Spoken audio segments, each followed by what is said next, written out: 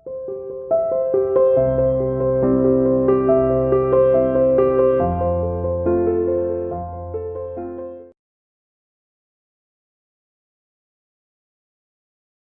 Students, welcome to CR international school online classes class 8 subject Hindi. आज हम अपनी हिंदी की क्लास में चैप्टर नंबर 10 पढ़ेंगे जिसका नाम है कामचोर और इसके लेखक का नाम है इस्मत चुगताई। क्या नाम है लेखक का? इस्मत चुगताई। इस चैप्टर में बेटा क्या है, मैं आपको इसकी एक बार इसका सारांश बता देती हूँ, फिर हम इसकी रीडिंग करेंगे। इसमें क्या होता है कि एक व्यक्ति होता है और उसकी वाइफ होती है, उनके काफी बच्चे होते हैं, वो हेल्थ में अच्छे होते हैं, मोटे मोटे। तो वो एक अमीर परिवार होता है इसमें। तो ये जो व्यक्ति होता है ये सोचता है कि ये जो बच्चे हैं ना ज्यादा आलसी हो रहे हैं, तो ये इनकी जो वो एक व्यक्ति और वो जो लेडीज होती है, ये दोनों हस्बैंड वाइफ है, इन दोनों की आपस में थोड़ी सी कहासुनी हो जाती है। तो उसमें क्या होता है कि ये वाद विवाद करते हैं, भाई ये करना चाहिए, ये नहीं करना चाहिए।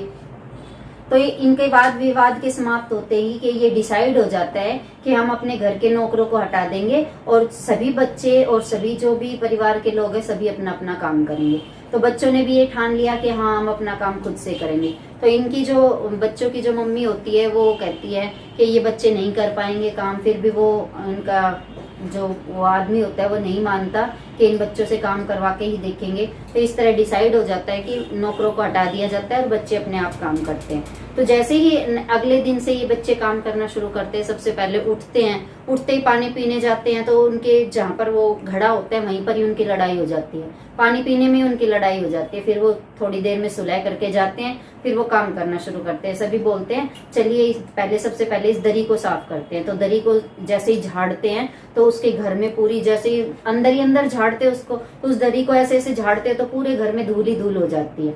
तो फिर वो धूल हो जाती है तो उस दरी को रख देते हैं। फिर वो कहते चलिए हम घर को धोते हैं। फिर वहां पर पानी लाके खिंडा देते हैं सारा उस धूल के ऊपर ही, तो वहां कीचड़ सा हो जाता है। फिर वो कहते हैं चल इस काम को नहीं करते, फिर पानी भरने जाते हैं। पानी भरने जाते हैं तो सारे बच्चे अपने हाथों में 3-3 4-4 बर्तन लेके और नल पे चले जाते हैं बाहर। तो सारे बर्तन जो है किचन के या कहीं पर भी जो भी बर्तन होते हैं सारे बर्तन बाहर आ जाते हैं। फिर नल पे जाके वो लड़ने लग जाते हैं, नल के पास भी कीचड़ कीचड़ कर देते हैं, पैर वगैरह सब गंदे हो जाते हैं वो। तो इसी तरह से जिस भी काम में वो बच्चे हाथ डालते हैं उसी काम को जो है बिगाड़ते जाते हैं। अंत में क्या होता है, इन्होंने बहुत सारे काम बिगाड़ दिए। उसके बाद आप चैप्टर में पढ़ते जाएंगे कि चलो भेड़ों को खाना खिलाते हैं, भेड़ों को खाना खिलाते हैं तो सारी भेड़ें एक साथ आ जाती हैं और घर में घूमने लगती है, बिस्तर भी गंदा कर देती हैं। फिर उसके बाद ये कहते हैं कि चलो पेड़ों को पानी देते हैं। पेड़ों को पानी देने जाते हैं तो छोटे पौधों को तोड़ देते हैं, बाल्टियों को दूर दूर फेंक देते हैं, नल के पास फिर से कीचड़ कर देते हैं। इस तरह जिस भी काम में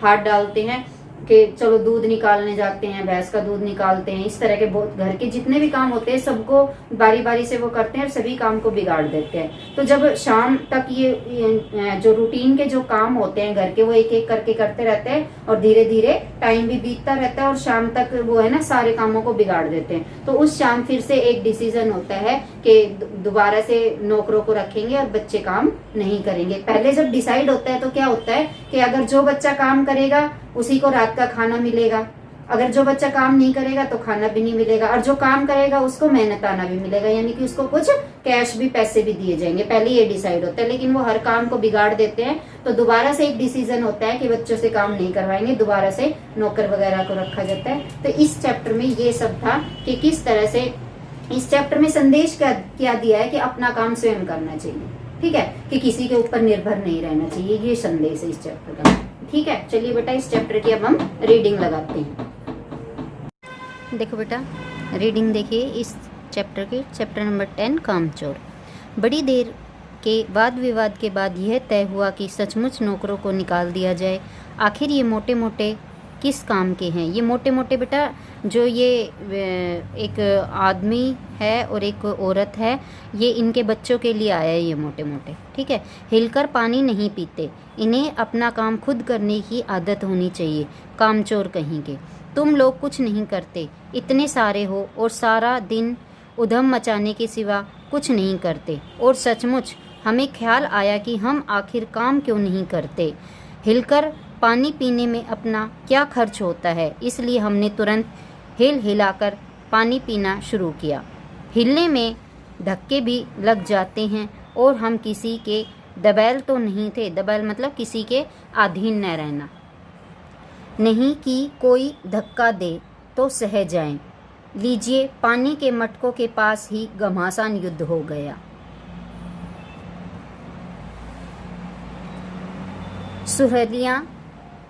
सुराइयाँ उधर लुढ़की, मटके इधर गए, कपड़े भीगे सो अलग। यह भला काम करेंगे, अम्मा ने निश्चय किया। अब क्या था कि जो आदमी था, जो इन बच्चों का जो पापा था, उसने कहा कि ये बच्चे खुद से काम करेंगे, नौकरों को निकाल देते हैं। तो नौकरों को निकाल दिया तो बच्चों ने ये सोचा कि हम अपना काम खुद करेंगे। सबसे पहले वो क्या करते हैं कि अपनी जगह से उठकर, जहाँ पर भी वो होते हैं, उठकर पानी पीना चाहते हैं। तो काफ़ी सारे बच्चे थे, 5-6 बच्चे थे, तो वो उठ के पानी पीने गए। तो जो सुराइयाँ होती हैं, मटके की तरह होती है, जिसका बेटा मुख पतला होता है, लंबा सा, सुराई उसको बोलते हैं, ठीक है। तो सुराइयाँ और मटके जो है, वहीं पर ही उन बच्चों की आपस में लड़ाई हो गई। उन्होंने उस मटके को और सुराइयों को इधर उधर फेंक दिया और आपस में एक दूसरे पर पानी फेंका, जिसके कारण वो भीग भी गए थे। फिर अम्मा ने उनका ये उनकी बात देखी पानी पीने की, तो अम्मा सोचने लगी कि ये अभी एक पानी पीने के ऊपर ही इतना लड़ रहे हैं, तो क्या ये काम कर पाएंगे? करेंगे कैसे नहीं? देखो जी, जो काम नहीं करेगा उसे रात का खाना हरगिज नहीं मिलेगा, समझे? यह लीजिए, बिल्कुल शाही फरमान जारी हो रहे हैं। अब जो वो इन बच्चों का जो पापा था, वो कह रहा था कि अम्मा ने कहा कि ये काम बिल्कुल भी नहीं कर पाएंगे। तो अम्मा ने कहा कि ये काम बिल्कुल नहीं कर पाएंगे। तो इसके बाद क्या हुआ कि जो व्यक्ति था, वो कह रहा ऐसा कैसे नहीं करेंगे काम, कि अगर जो काम नहीं करेगा ना, तो उसको रात का खाना बिल्कुल भी नहीं मिलेगा। इस तरह से ये जो आदेश था वो जारी हो गया। ठीक है, आगे देखिए बेटा, पेज नंबर 52 पे। हम काम करने को तैयार हैं। ये बच्चे हैं बेटा, हम कौन है यहाँ पर? बच्चे हैं। हम काम करने को तैयार है, काम बताएं जाए। हमने दुहाई दी, बहुत से काम है जो तुम कर सकते हो। मिसाल के लिए, यह दरी कितनी मैली हो रही है, आंगन में कितना कूड़ा पड़ा है, पेड़ों में पानी देना है, और भला मुफ्त तो यह काम करवाए नहीं जाएंगे, तुम सबको तनख्वाह भी मिलेगी। अब जो वो व्यक्ति हैं, वो कह रहे हैं कि इतने सारे काम हैं। बच्चे बोले हमें काम बताओ, फिर वो काम बताते हैं। तो उन्होंने काम बता दी और वो कह रहे हैं तुमसे काम ऐसे ही नहीं करवा जाएंगे, तुम्हें इसके पैसे भी मिलेंगे। अम्मा मियाँ ने कुछ काम बताए और दूसरे कामों का हवाला भी दिया।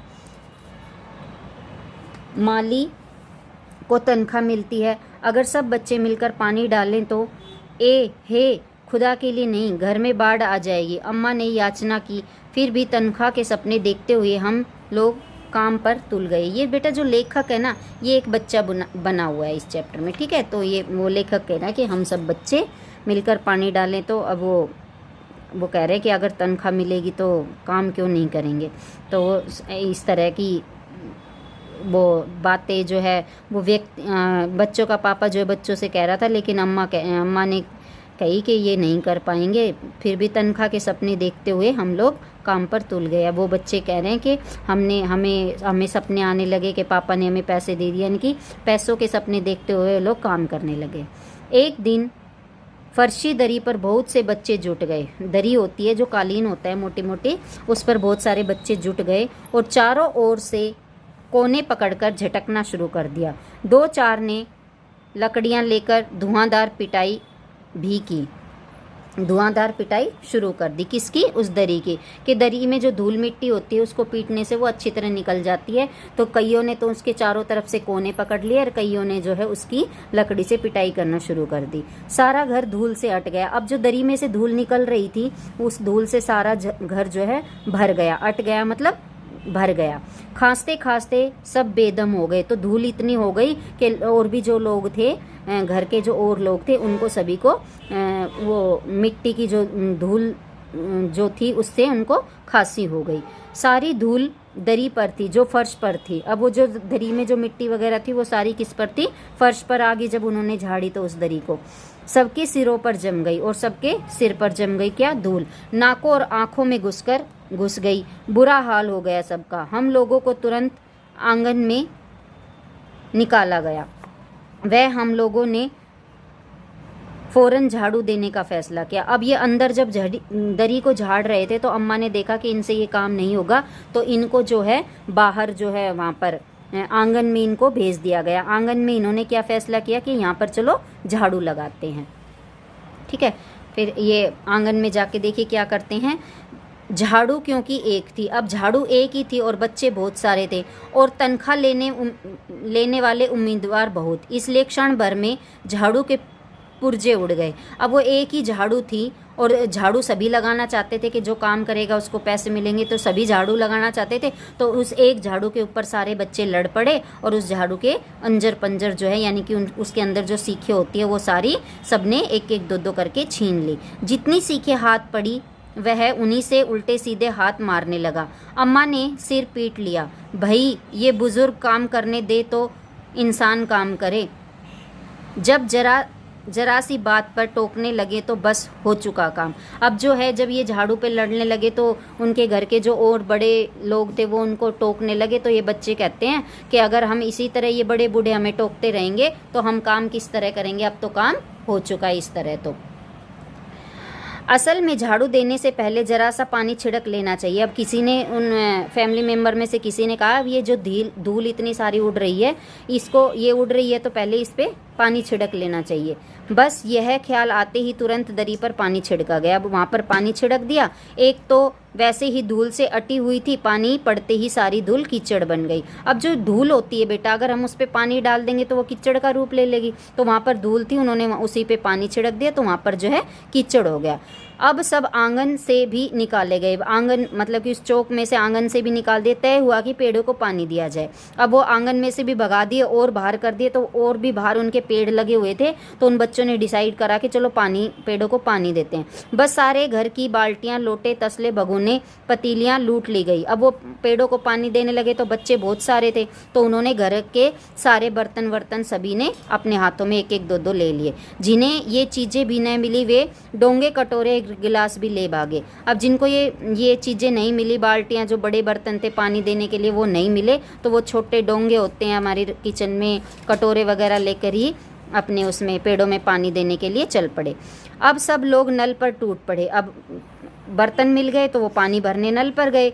वहाँ भी घमासान मची कि क्या मजाल जो एक बूंद पानी किसी के बर्तन में आ सके। वहाँ पर उनकी सबकी आपस में लड़ाई हो गई। किसी के भी बर्तन में पानी नहीं आ पा रहा। वो बर्तन लगाता है, उसका बर्तन हटा देता है, उसमें जितना पानी होता है वो बिखर जाता है। यहाँ कहने का मतलब क्या है कि वो नल के ऊपर भी सारे बच्चे आपस में लड़ रहे थे, कोई भी पानी नहीं भर पाया। ठुस्सम ठास किसी